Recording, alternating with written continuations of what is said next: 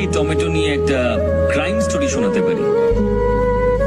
বিশ্বের মাত্র 7টা দেশে টমেটো চাষ হলেও সব দেশেই টমেটো সস খাওয়া হয়। আমাদের দেশে চাষ করা টমেটোর ডিমান্ড সারা বিশ্ব জুড়ে রয়েছে। কিন্তু আরো একটা রহস্য আছে, যারা এখানে টমেটো চাষ করে তারা খুব তাড়াতাড়ি মারা যান। কেন মারা যান? কারণ এখানে টমেটো যে পরিমাণে চাষ হয় আর তার যা দাম পাওয়া যায়, তার মধ্যে আকাশ পাতাল তফাৎ অন্যান্য দেশের তুলনায়। ধরুন এখানে এই টমেটো বিক্রি করে আর এই টমেটো বিক্রি করে একই দামে।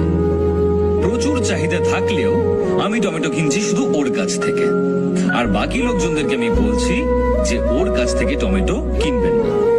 আর টমেটো কতদিন ভালো থাকে? মাত্র 2 দিন।